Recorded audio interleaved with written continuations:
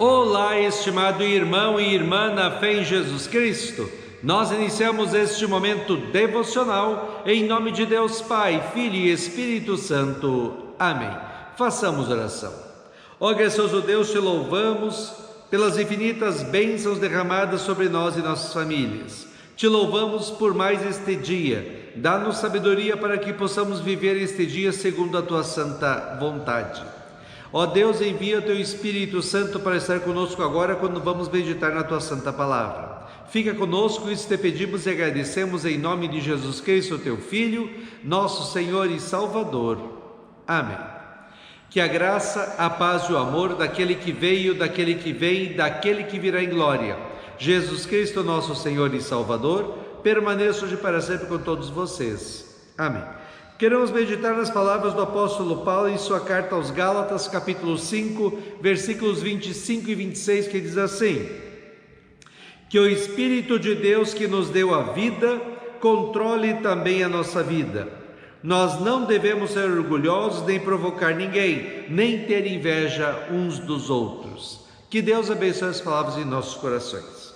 Estimado irmão e irmã, você é uma pessoa coerente? Coerente é a pessoa que vive aquilo que diz ser e crer. Por exemplo, se eu digo que sou cristão, não posso ficar pecando à vontade e devo evitar pecados que eu posso evitar, como por exemplo, falar palavrões. Não é coerente a pessoa que se diz cristã e fala palavrões. Também não é coerente a pessoa que se diz cristã e age desonestamente, não paga as contas, engana os outros, mente. Ou, por outro lado, coerente é a pessoa que se diz cristã e lê a Bíblia em casa diariamente, ora, participa ativamente da igreja, testemunha sua fé para os outros e vive uma vida santa, bonita e agradável a Deus segundo a sua palavra. O apóstolo Paulo falou no capítulo 5 da sua carta aos Gálatas sobre a salvação que é dada por Deus única e exclusivamente por causa do sofrimento de Cristo na cruz, para pagar a nossa dívida com Deus, que são os nossos pecados, como nosso substituto. A salvação conquistada por Cristo na cruz para toda a humanidade é recebida por cada um de nós individualmente, através da fé em Cristo como nosso Senhor e Salvador, que vem a nós pelo ouvir da palavra de Deus ou pelo batismo. Paulo também falou que a nossa fé não é algo inativo, parado, estagnado. Ele disse que a fé sempre é algo que atua pelo amor. Fé é vida, fé é dinâmica, fé é você sentir alegria em ler a Bíblia, em orar, estar na igreja, falar de Jesus para as outras pessoas. Hoje Paulo completa o pensamento dizendo que o Espírito de Deus que nos deu a vida controle também a nossa vida. Em outra tradução diz assim: se vivemos no Espírito, andemos também no Espírito. A fé é uma realidade presente e contínua na vida do cristão. Não somos cristãos apenas quando estamos na igreja. Somos cristãos na igreja, em casa, no trabalho, no estudo, junto dos amigos, passeando, em todos os lugares e em todos os momentos. Nós somos cristãos e somos a luz do mundo e o sal da terra. As pessoas precisam ver tudo o que fazemos e falamos e glorificar a Deus, porque eles reconhecem que nós somos os enviados de Deus para testemunhar o seu amor e perdão para eles. Assim, não existe essa tal ideia de cristão não praticante. Isso não é ser cristão. O cristão não apenas pratica a fé, mas vive a fé em tudo que faz, fala e até pensa. Paulo falou assim em 1 Coríntios 6, 19 e 20. Será que vocês não sabem que o corpo de vocês é o templo do Espírito Santo que vive em vocês? Eles foi dado por Deus. Vocês não pertencem a vocês mesmos, mas a Deus, pois Ele os comprou e pagou o preço. Portanto, usem o seu corpo para a glória dele. Jesus Cristo, Filho de Deus, veio ao mundo, sofreu pelos nossos pecados na cruz, morreu e ressuscitou para nos salvar e nos dar uma nova vida. Ser cristão é viver esta nova vida, novos propósitos, novos valores, novos objetivos, nova razão de viver. E tudo isso se resume no que Paulo falou em Filipenses 1:21. O meu viver é Cristo. Paulo então diz que se realmente o Espírito Santo está em nós, vamos evitar todo o pecado e vamos viver uma vida santa, bonita e agradável a Deus segundo a sua palavra. E ele continua falando: nós não devemos ser orgulhosos, nem provocar ninguém, nem ter inveja uns dos outros.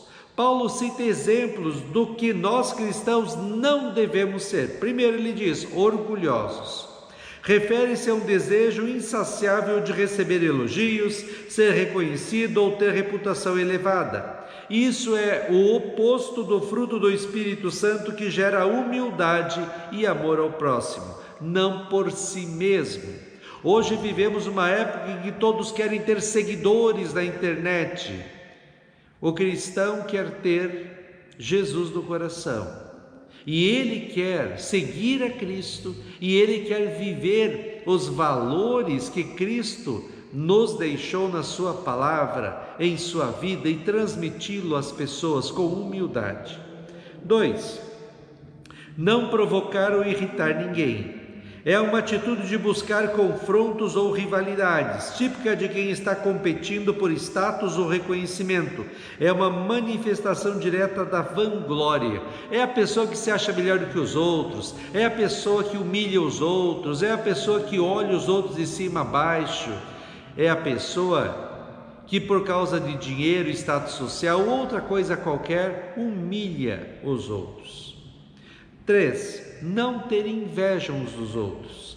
Refere-se à inveja no sentido de sentir desgosto ou hostilidade pelo sucesso ou pela felicidade de outra pessoa. A inveja está diretamente ligada à vanglória, pois se eu busco meu próprio status, a vanglória, o sucesso do outro se torna uma ameaça para mim. A inveja é uma das obras da carne que destrói a unidade e o amor na igreja. A inveja destrói os relacionamentos quando a gente não se contenta com o que tem, mas busca a comparação da felicidade da gente com a dos outros. E essa comparação muitas vezes está ligada à quantidade de bens materiais. A inveja não faz bem para ninguém, por isso o apóstolo Paulo diz, olha, se o Espírito Santo está em você, não seja invejoso nem orgulhoso, nem provoque ninguém a brigas, seja uma pessoa paciente, tranquila, humilde, que queira fazer os outros felizes. Lembre-se, estimado irmão e irmã, que a fé é ativa, é prática e sempre se dirige ao outro. Em nosso caso, a fé sempre nos dirige primeiro a Deus, no colocá-lo acima de todas as coisas, amá-lo mais do que tudo, e também as pessoas, vivendo com humildade, tentando de todas as formas fazer os outros felizes, especialmente mostrando que Jesus é o Senhor e Salvador enviado por Deus. Antes de fazermos qualquer coisa na vida, lembremos que o nosso corpo é templo do Espírito Santo que habita em nós. Antes de falarmos qualquer coisa, lembremos que o nosso corpo é o templo do Espírito Santo. Antes até de pensarmos alguma coisa, lembremos que o Espírito Santo habita em nós. E por isso, se o que fizermos, falarmos ou pensarmos for pecado, não fazemos, porque sabemos que somos o templo do Espírito Santo. Paulo diz que nós carregamos um lindo nome, cristãos, mas é preciso viver como cristãos, não para se mostrar para os outros, mas não sendo cristãos apenas por aparência, mas de fato e de verdade, porque o Espírito Santo que está em nós nos impulsiona a sermos cristãos, agirmos como cristãos, falarmos como cristãos e até pensarmos como cristãos. Se não for assim, existe um problema errado com a nossa fé e precisamos buscar a Deus mais na meditação da palavra, na oração e no participar da igreja. Que a sua vida, estimado irmão e irmã, seja marcada pelo exemplo de cristão que você é para os outros. Exemplo de pessoa que confia em Cristo, vive para Cristo, pertence a Cristo e vive os valores que Cristo deixou para nós. Sendo e vivendo como cristãos e colocando em prática a nossa fé com atos de amor a Deus e às pessoas, veremos que no final das contas, quem sai mais feliz de tudo isso somos nós mesmos. 1 Coríntios 10, 31 a 33 diz assim: portanto, quando vocês comem ou bebem ou façam qualquer coisa, façam tudo para a glória de Deus. Vivam de tal maneira que não prejudique os judeus, nem os não-judeus, nem a igreja de Deus. Façam como eu, procuro agradar a todos em tudo o que faço, não pensando no meu próprio bem, mas no bem de todos, a fim de que eles possam ser salvos. Amém. Façamos oração. Ó gracioso Deus, nós te louvamos porque o Senhor nos amou tanto, enviou seu Filho para nos salvar e nos dá o seu Espírito Santo para fazer da nossa vida, do nosso corpo, templo. Que nós possamos, como o apóstolo Paulo disse, evitar toda forma de pecado e que nós possamos viver uma vida consagrada a Ti segundo a Tua santa palavra. Ó Deus, fica conosco neste dia, cuida de nós e dá-nos sabedoria.